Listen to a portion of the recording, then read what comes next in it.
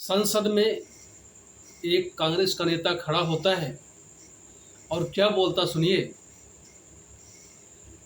इस देश में खुद को हिंदू कहने वाले लोग, इस देश में अपने को जो लोग हिंदू कहते हैं, 24 घंटे हिंसा हिंसा हिंसा, नफरत नफरत नफरत, असत्य असत्य असत्य।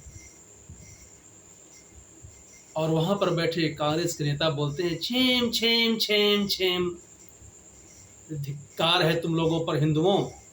संसद में बैठ करके अगर हिंदुओं के बारे में इतनी लंबी चौड़ी गाली तुम्हारी सुनने की हिम्मत है तो वहीं पानी था बोतल में, चुल्लू भर नाक रगड़ के मर गए होते तुम लोग वहां संसद में।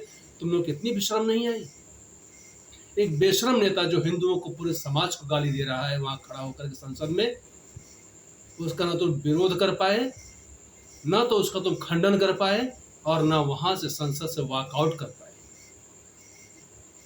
कांग्रेस का जहरीलापन हमेशा रहा हिंदुओं के लिए। 2 दिन के बाद एक नेता बोलता है कि अब देश में धार्मिक उन्माद खत्म हो गया है, अब सेकुलरिज्म आ गया है। सेकुलरिज्म का मतलब यही है, जब हिंदुओं को गाली दोगे तभी सेकुलरिज्म शुरू हो जाएगा। हिंदुओं के हित की बात करोगे, सेकुलरिज्म खत्म हो जाएगा। इस दोगलेपन की कोई दवा तो होनी चाहिए। हिंदुओं ने कब किसके ऊपर अत्याचार किया है? मैं भी हिंदू हूं, सनातनी हूं, गर्व से कहता हूं मैं हिंदू हूं, और मैंने आज तक मनसावाचक कर्मणा हिंसा नहीं की है। हम जैसे करोड़ों करोड़ हिंदू यही हैं जिन्होंने कभी हिंसा नहीं की है। और 24 घंटे हिंसा, 24 घंटे असत्य, 24 घंटे नफरत।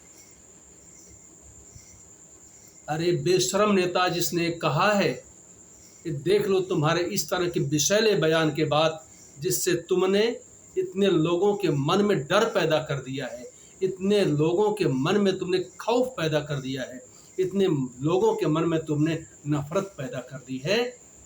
कहीं पर दंगा नहीं हुआ, न कहीं फसाद हुआ, न कहीं कोई नफरत की बोल बोला। ये हिंदुओं की, सनातनियों की ये परंपरा, ये संस्कार, ये उनके सिद्धांत हैं। अगर दुनिया में कहीं कोई सुरक्षित है तो हिंदू राष्ट्र हिंदुस्तान में ही सुरक्षित रहेगा। दुनिया में ऐसा कोई देश नहीं है जहां पर वहां के बहुसंख्यकों को गाली दे दो तुम और तुम्हें कोई कुछ नहीं बोले। ये हिंदुओं की सहनशीलता है। लेकिन मेरे हिंदू भाइयों, सनातनियों, इस चीज का प्रण करिए कि जो नेता हमारे अंदर जातिवाद का खेल खेलते हैं, जो नेता हमको सरेआम गाली देते हैं, संसद में लिखित बयान के मतलब रिकॉर्ड में लिखा हुआ ये चीज, ऐसी गाली देते हैं, जिन लोगों ने सिखों को मरवाया, जिन लोगों ने हिंदुओं को मरवाया, बंटवारे के समय पाकिस्तान से आई हुई ट्रेनों पर लाखों हजारों हजार हिंदुओं के कटे हुए, फटे हुए, शव पड़े हुए थे, लाद कर ट्रेन में आया, कहीं कोई चू नहीं बोला।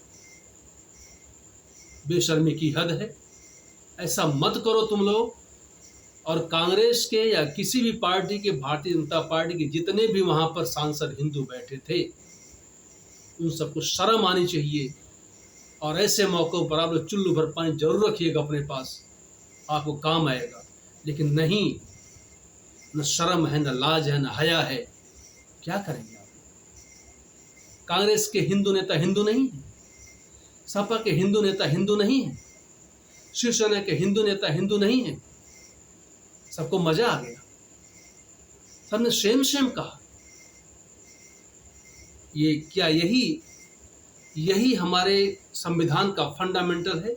यही हमारे संविधान की रूपरेखा है? यही हमारा संविधान है कि हम जिसको चाहे नहीं दे सकते गाली, लेकिन हिंदुओं को गाली दे सकते हैं, सेलेक्टिवली दे सकते हैं। क्यों? उनको मालूम है कि हिंदू समाज कभी जागृत नहीं होगा, मरा हुआ बुझा हुआ समाज हो गया है।